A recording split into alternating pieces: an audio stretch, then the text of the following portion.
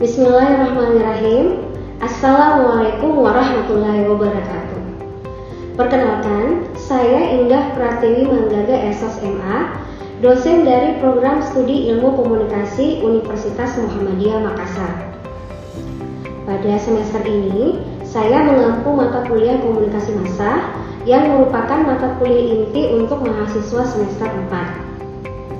Mata kuliah ini memiliki bobot 3 SKS dengan skema pembelajaran yang terdiri dari 2 kali 60 menit belajar mandiri, 2 kali 60 menit tugas terstruktur, dan 2 kali 50 menit sesi tatap muka. Total pertemuan dalam satu semester adalah 16 kali yang mencakup 14 kali perkuliahan aktif, 1 kali ujian tengah semester, dan 1 kali ujian akhir semester. Metode pembelajaran yang digunakan dalam mata kuliah ini adalah blended learning dengan pendekatan flipped classroom dan discovery learning. Artinya, mahasiswa tidak hanya menyimak materi dari dosen, tetapi juga mahasiswa mencari, menyusun, dan menyimpulkan informasi secara aktif. Mata kuliah Komunikasi Massa bertujuan untuk membekali mahasiswa memahami proses komunikasi dalam skala luas, termasuk bagaimana pesan dikemas, disebarkan, dan diterima melalui media massa, baik konvensional maupun digital. Materi dalam perkuliahan ini mencakup pengantar dan karakteristik komunikasi massa, fungsi dan elemen-elemen komunikasi massa, model-model dan teori komunikasi massa, hambatan dan efek komunikasi massa, serta etika dan literasi media termasuk dalam penggunaannya di media sosial. Melalui mata kuliah ini, mahasiswa diharapkan mampu mengidentifikasi proses penyusunan pesan dan hambatannya, mampu melihat fenomena komunikasi dari sudut pandang yang lebih komprehensif, dan menerapkan etika dalam menggunakan media massa. Jadi bukan hanya memahami teori dan model, tetapi bagaimana teori dan model itu dapat digunakan untuk menganalisis fenomena komunikasi sehari-hari, baik dalam kehidupan pribadi, akademik maupun profesional. Demikian deskripsi singkat dari mata kuliah Komunikasi Massa ini. Selanjutnya saya akan menayangkan video pembelajaran di kelas. Selamat menyaksikan. Assalamualaikum warahmatullahi wabarakatuh.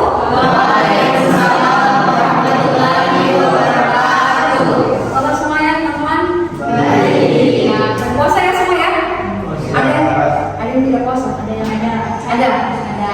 Oke, yang cocoknya pasti pada puasa ya? Jangan sampai tidak puasa cocoknya ya. Berarti ada apa yang tidak puasa. Baik teman-teman, hari ini di pertemuan kedua ya untuk mata kuliah Komunikasi Massa. Pekan lalu kita sudah ketemu dan kita sudah sedikit membahas mengenai apa itu komunikasi massa ya, sudah ada pengantarnya sedikit ya. Nah, sebelum saya masuk ke materi untuk hari ini, saya mau merefresh dulu yang teman-teman yang kemarin yang sempat kita diskusikan bersama di pertemuan satu ya, pertemuan pertama. Kira-kira apa itu komunikasi massa? Ada yang mau jadi volunteer, ada yang ingin merefresh kembali namanya apa itu komunikasi massa. Nah, kira-kira setelah kita belajar ya, setelah kita merefresh diskusi di pertemuan pertama, kira-kira apa sih menurut teman-teman komunikasi massa itu? Ya, siapa? Melalui media seperti internet, TV, dan sebagainya. Oke, baik. Oke, bagus ya Kira ya. Tadi sudah disampaikan sama Kira, komunikasi massa merupakan proses penyampaian informasi melalui media ya, media entah itu TV ya, surat kabar ya, media massa. Oke, ada lagi yang menambahkan barangkali punya pendapat yang berbeda atau Kak, saya berbeda dengan pendapat atau sama, cuman bahasanya beda. Ada yang menyampaikan? Ada? Oke, saya lanjutkan. Komunikasi menurut saya komunikasi massa itu adalah sebuah proses di mana pertukaran informasi dan pesan kepada halayak banyak. Oke, halayak banyak ya. Oke, jadi itu tadi intinya adalah komunikasi massa merupakan proses penyampaian informasi melalui media dan juga audiensnya itu halayaknya banyak ya. Itu yang membuat itu berbeda dari bentuk komunikasi lainnya. Halayaknya juga banyak ya. Oke, bagus ya teman-teman ya. Besar ya. Kita akan sering menyebut kedua istilah ini. komunikasi massa dan media massa. Pertemuan yang lalu kita sudah sempat menyebutkan apa perbedaan keduanya. Tentu ini sebuah ini ada dua istilah yang sangat berbeda dan akan kita sebut sering kali nanti di perkuliahan kita. Dan saya ingin teman-teman merefresh kembali ingatannya apa perbedaan dari komunikasi massa dan media massa. Oke, silakan siapa?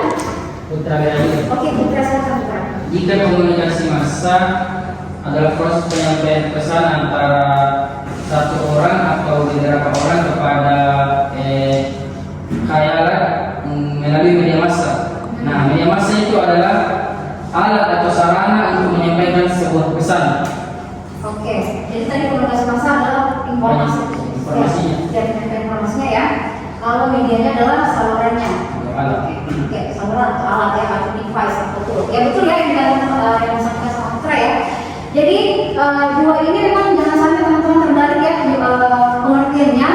Memang mirip-mirip dan akan sering kita gunakan komunikasi massa dan media massa, tapi sangat berbeda. Kita akan membahas tiga materi ini ya teman-teman ya. Saya yakin teman-teman tahu apa komunikasi massa. Saya tahu teman-teman tahu apa media massa karena kan kita dari bangun tidur sampai tidur lagi itu kan kita tidak bisa lepas dari namanya handphone ya. Salah satu dari media massa adalah handphone. Bahkan kalau mau ke kamar mandi pun pasti nggak bisa kalau nggak ada handphone ya. Kita nggak bisa pokoknya mulai tidur sampai ketika bangun pertama kali yang langsung lihat ke kamar adalah handphone. Kita terus terekspos sama namanya media massa. Tapi apakah teman-teman tahu bagaimana sih dapurnya seperti apa, dampaknya seperti apa, ya? Bagaimana sebuah konten itu dibuat ya, dan proses penyampaian informasi di media massa itu seperti apa? Kita cuma pengguna user, tapi kita nggak tahu apa di penggunaan media massanya itu. Ya, jangan sampai mahasiswa ilmu komunikasi tidak paham kalau misalnya ditanya apa itu komunikasi massa, apa itu bedanya media massa, padahal kita tiap hari nggak tahu mahasiswa ilmu komunikasi ya memang kita cuma HP memang seperti itu digunakan untuk komunikasi ya, yang satu jawaban mahasiswa ilmu komunikasi seperti itu ya. Setidaknya kita tahu dari teori atau fenomena-fenomena yang terkait dengan komunikasi massa ya. Jelas apa itu komunikasi massa. Jadi kalau komunikasi massa kita akan berbicara tentang komunikator. Ya, komunikator itu adalah siapa? Orang yang menyampaikan pesan ya. Orang yang pertama kali menyampaikan pesan. Nah, kalau dalam komunikasi massa, komunikator atau orang yang menyampaikan pesan itu pasti menggunakan peralatan, pasti menggunakan device, pasti menggunakan tools. Nggak bisa pesan itu tersampaikan kalau nggak ada peralatannya. Ya, beda dengan komunikasi lain yang misalnya komunikasi antar pribadi ya.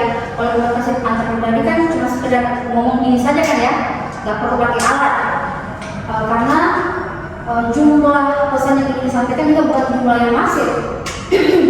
Kalau komunikasi antar pribadi, tapi kalau komunikasi massa pesan itu masif dan massal dan harus segera dan dia serempak ya, dan dia harus disampaikan ke banyak orang. Ketika disampaikan ke banyak orang itu membutuhkan alat atau untuk memudahkan penyampaian pesan tersebut. Jadi nggak bisa kalau nggak ada alat di komunikasi massa. Ya, pesan ya, dan juga mencoba untuk berbagi pengertian dengan jutaan orang yang tidak saling mengenal satu sama lain. Gitu. Jadi walaupun kontennya sama, mereka terima konten yang sama atau informasi yang sama, tetapi satu orang ini dengan orang yang lain mereka nggak saling kenal satu sama lain. Ya, misalnya saya ada di Makassar ya. Kemudian dia ada di mana di luar misalnya ya, ada Subang ada di Bulukumba ya, seperti itu. Kita nggak saling kenal, tapi kita sama-sama mengakses informasi yang sama. Itu yang membuat ini berbeda dari bentuk komunikasi lainnya. Jadi dia anonim ya, anonim. Next, nah pesan adalah milik publik. Artinya apa? Kita pesan dalam komunikasi massa itu disampaikan ke orang yang banyak, orang halayak, ke audiens. Itu sudah bukan menjadi milik kita, tapi milik orang tersebut yang menerima pesan kita atau milik publik. Makanya saya sampaikan kepada teman-teman, hati-hati kalau mengupdate status ya, apalagi statusnya sudah disetting publik ya, itu akan diketahui oleh banyak orang. Kalau misalnya mengupdate status kemudian mengandung kontroversi ya, apalagi kalau sudah beda sudah bau-bau politik ya, biasanya seperti itu yang bikin orang bertengkar, bahaya hati-hati karena ketika teman-teman mau mengklarifikasi atau mengkonfirmasi pesan tersebut agak susah dibandingkan dengan komunikasi antar pribadi misalnya ya. Kalau kita mau mengklarifikasi pesan ya, misalnya salah pas kita koreksi pesan kita di ada komunikasi antar pribadi kan gampang ya. Tadi sorry saya salah ngomong tadi ya. Itu kan sudah ketarik ya, bukan sudah bisa dikonfirmasi. Cuma masalahnya kalau sudah menjadi milik publik itu agak sulit. Bisa sebenarnya bisa kita klarifikasi, kita konfirmasi kesalahan kita, cuma agak lama. Apalagi orang-orang yang kita hadapi ini beda-beda kepalanya, beda-beda pengertiannya, beda-beda pendapatnya. Susah kalau kita mau memahamkan apa yang menjadi maksud kita ketika kita menyampaikan pesan tersebut. Itu adalah sumber ya, komunikator adalah sumber pesan. Mereka tuh bukan perorangan, tetapi dia bentuknya lembaga atau organisasi formal gitu. Dalam bentuk apa biasanya media massa, katakanlah misalnya Metro TV ya, Tujuan, ya itu kan mereka tuh komunikator, tapi bentuknya lembaga ya. Beda sama yang lainnya. Kalau kita kan yang bentuk komunikasi yang lain kan perorangan ya, atau per kelompok misalnya seperti itu ya. Tapi kalau komunikasi massa dia bentuknya lembaga. Yang mana lembaga ini adalah ujung-ujungnya duit atau UUD, ujung-ujungnya duit. Mereka tuh jualan informasi, mereka tuh bisnis sebenarnya. Mereka berbisnis dan jualannya mereka adalah berita atau informasi. Karena ya mereka nggak bisa beroperasi kalau nggak ada uangnya. Sebenarnya ada lembaga berita yang non profit ya, misalnya kayak radio-radio komunitas ya, radio-radio komunitas itu kan nggak ada, kadang itu nggak ada iklan, cuman saya nggak tahu kalau sekarang ya. Dulu itu kalau radio komunitas bebas iklan, jadi nggak menerima sponsor dan itu biasanya dibiayai sama kampus ya. Tapi kalau sekarang saya kurang tahu bagaimana radio komunitas sekarang. Ya tapi itu kalau mereka nggak ada duit, nggak menerima iklan, nggak ada duit, nggak ada timbal balik, mereka nggak bisa beroperasi. Ya seperti itu ya. Apa yang gatekeeper? Apa? Penangkis informasi atau penjaga gawang ya. Tapi kita nggak berbicara tentang sport ya. Bukan penjaga gawang sebenarnya. Dia memfilter, dia mencari informasi yang ada sebelum disampaikan ke halayak ya. Itu yang harus ada dalam komunikasi massa. Kalau nggak ada itu hati-hati karena kan nggak bisa mentah-mentah di dalam itu informasi ya. Ada yang tahu tidak gatekeeper itu yang mana saja? Angkat tangannya. Gatekeeper yang mana saja dalam media? Jurnalis. Dalam konteks apa tuh? Mereka jurnalis seperti apa? Misalnya ketika dia menjadi gatekeeper. Oke, jurnalis, tapi ketika mereka menjadi gatekeeper apa ini penjelasannya? Ada yang tahu gatekeeper apa? Produser. Oke, produser dalam konteks apa? Film kan? Berita apa? Sutradara?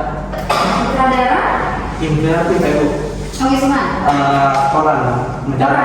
Oke. Karena ketika kita menulis majalah, kita menapis dulu informasi yang kita ketahui, terus disaring, terus dipublish keluar. Sudah benar, betul. Nyatanya ada kejadian seperti itu. Oke, kalau di koran itu ya, surat kabar, gatekeepernya siapa? Penulis beritanya, terus dia yang menyaring, dia yang sebarkan informasi. Oke. Direktur no.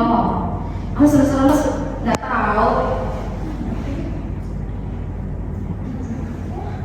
Tugasnya tuh dia mengumpulkan jurnalisnya.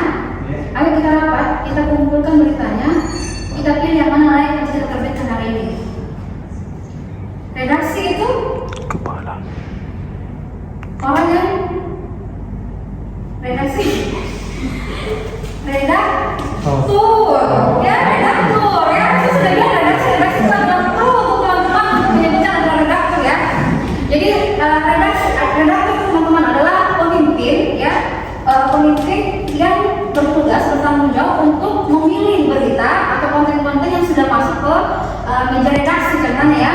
Nah mereka dia yang pilih itu, dia memilih oh ini yang layak terbit, ini yang tidak layak gitu. Jadi kalau misalnya jadi jurnalis, kalau sudah dari lapangan mengumpulkan informasi, belum tentu itu berita teman-teman misalnya ya, berita teman-teman akan langsung terbit. Ya dipilih-pilih dulu sama mereka, gitu. Apakah layak atau tidak, gitu ya? Redaktur ya, ingat redaktur. Makanya memang dia ada arahannya dari sutradara, tapi tetap tidak. Mereka ada mungkin punya ilmu tersendiri ya. Dari mana sih ininya? Kan dari cerita memang sutradara, ataupun pengambilan gambar kan itu jobnya mereka ya. Oke. Kalau LSR, Lembaga Sensor Film, apakah masih jadi tipe? Termasuk. Kenapa termasuk? Karena dia juga salah satu memilih adegan mana yang harus disensor, yang mana yang tidak boleh diperlihatkan oleh skalayannya. Oke, betul ya. Jadi kalau di Indonesia itu ada namanya LSK ya, Lembaga Sensor Film ya. Jadi mereka yang menyaring film-film katakanlah ada film dari luar dan film-film tersebut tidak ada beberapa yang tidak memenuhi standar dari kita ya di Indonesia, jadi mereka nanti disunting ya. Kalau misalnya ada adegan-adegan dewasa ya dan yang tidak layak untuk diperlihatkan ya, kalau ini mereka akan sensor. Cuma kalau kita lihat fenomena sensor sekarang ini kan agak lebay ya. Kalau menurut saya ya, masih ingat tidak? Ada yang suka nonton SpongeBob? SpongeBob, tahu kan? Sandy itu kan sering disensor ininya kan, bagian dadanya kan? Maksudnya ngapain sih kita menyensor bagian dadanya? Emang ada yang tergoda dengan dadanya Sandy? Ya. Iya kan? Jadi menurut saya tuh kebablasan ini lembaga sensor dari Indonesia sendiri. Karena apa? Media-media itu mereka cari aman ya, mereka nggak mau dicabut isinya, jadi ya sudah. Walaupun sebenarnya itu nggak perlu amat disensor ya. Kebanyakan karena mereka kebanyakan gini, sensornya itu karena lebay, mereka nggak punya aturan yang baku atau aturan yang ditetap. Nggak jelas ini apa saja yang perlu disensor. Jadi punya berhubungan dengan dada, berhubungan dengan paha, biarpun itu cuma seekor tupai ya, tetap disensor ya. Jadi lembaga ini sudah tidak memberikan aturan yang jelas terhadap sensor tersebut. Kemudian karena media ini juga takut diambil dari cantumnya isinya, akhirnya ya sembah yang penting yang berhubungan dengan itu akan disensor. Kalau ada informasi massa itu dia nggak ditokan, dia nggak bisa cepat ininya, umpan baliknya, dia sifatnya tertunda. Ada yang bisa kasih contoh tidak bagaimana dia bisa tertunda? Kenapa dia bisa tertunda? Saya kan masalahnya Kenapa? karena saya cek gitu kayak tadi namanya di sini tapi belum kita balas yang sekian baru kita balas. Iya. Iya. Oke. Kalau dalam skala lebih besar, misalnya media massa yang besar, lembaga, kira-kira ke dalam kongres ini seperti apa? Contohnya Bu, Ya suka. contohnya kayak televisi. Kan kita ini sudah mengiklani produk iklan seperti sampo. Itu tidak langsung ditayangkan di TV, diedit dulu, ditunda dulu, diedit dulu bagaimana sebaiknya mungkin baru ditayangkan di TV. Apakah sudah naik ke TV? Tertunda atau tidak? Umpan balik ya, kita dalam konteks umpan balik. Umpan balik artinya ada dua arah antara komunikator dan komunikan. Misalnya dalam komunikatornya dalam hal ini media massa sudah menyampaikan. Nah, komunikannya audiens itu gimana caranya untuk bisa misalnya untuk merespon ini? Gimana caranya? Komunikator itu lembaga media massanya. Komunikannya adalah audiensnya, ya. Kalau dia mau merespon itu gimana caranya? Kalau nilai Kayak di Instagram ada yang itu akunnya Gerindra. Kalau misalnya ada bencana tuh kita punya video lucu ya. nah, kayak itu ada jalan tidak baik itu terus ada ini melaporkan terus dia tag Gerindra terus Gerindra baru responin dia agak lama. Oke. Bisa juga? Ya. Ada lagi? Oke, Putra silakan. Yang saya tangkap dari Perlatan Tahu, jika ada live di TV Bu, maka ada jeda sekitar 5-10 menit untuk editor mengedit dan masuk dan delay. Ini umpan balik, kita berbicara konteks umpan balik komunikator dan komunikan. Itu tadi proses penyampaian informasinya ya. Yang kita bayar informasi sama sumber masuk adalah penyampaiannya memang misalnya besok-besok dapat surat kabar ya, teman-teman buka halamannya itu ada namanya surat pembaca. Nah, surat pembaca itu siapa yang menulis itu adalah pembaca, orang yang membaca surat kabar tersebut. Jadi misalnya ada satu berita yang tidak valid atau mau dikoreksi atau ada yang ingin menyampaikan pendapatnya terhadap berita tersebut, maka dibukalah ruang surat pembaca. Nah, surat pembaca itu tidak bisa serta-merta langsung diterbitkan pada hari itu juga. Jadi misalnya saya mau mengklarifikasi atau mengkonfirmasi satu berita tertentu, ya saya baca hari ini, berita hari ini. Kemudian saya merespon berita tersebut, ya. Saya kirim respon saya itu ke medianya, jadi surat kabarnya. Tetapi diterbitkannya belum hari itu juga, mungkin besok atau lusa atau edisi minggu depan, ya. Itu salah satu contoh dari delay, umpan balik delay. Kan tertunda ya, saya adalah pemberitaan yang memberikan umpan balik yang tertunda karena nggak langsung pada saat itu juga langsung diterbitkan, ya. Ada lagi contohnya? Tadi kan surat kabar. Kalau TV, ada yang masih nonton TV di sini? Aku sudah nggak ngapain nonton itu, mending HP saja, nonton YouTube sudah selesai. Atau buka Instagram dan Reels, ya. Ada yang masih nonton TV? Sudah jarang ya, tapi di kosan ada TV ya? Tidak ada juga.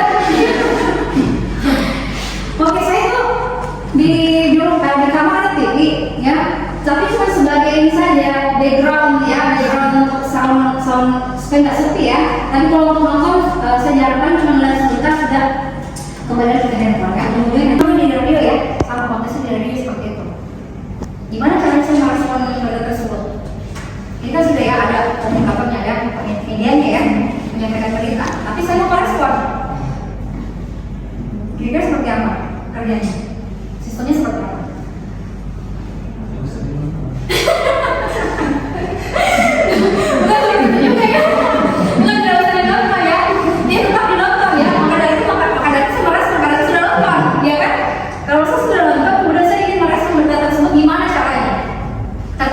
Tertunda ini, ya.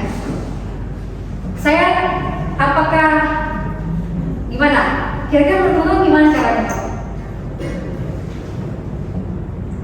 Ya nggak apa-apa, telepon aja ininya, telepon aja medianya ya.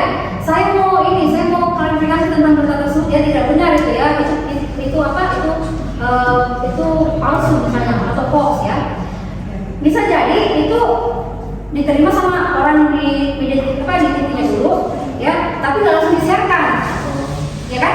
Nggak langsung disiarkan. Kalaupun ya misalnya gimana kalau misalnya live langsung, itu kan bisa, ya, tetap tertunda, karena kan nggak langsung, tetap ada gatekeeper yang ada di TV tersebut, di media tersebut, tetap memilih-milih siapa yang penelpon yang akan siaran live gitu.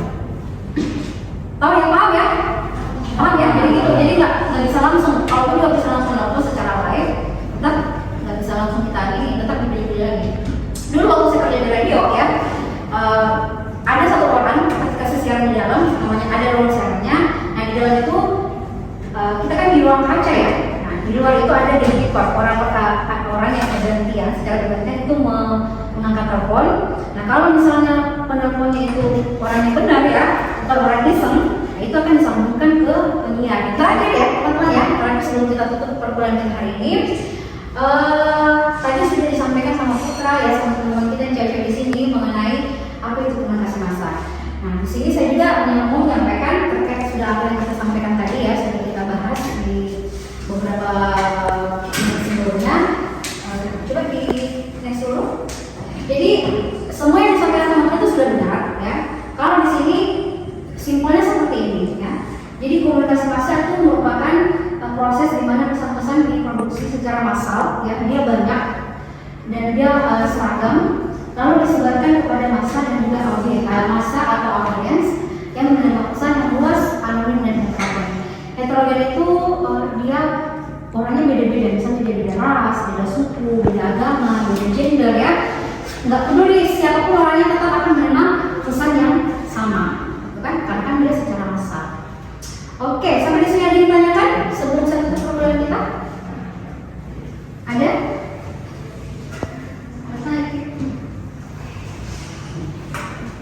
Ayo.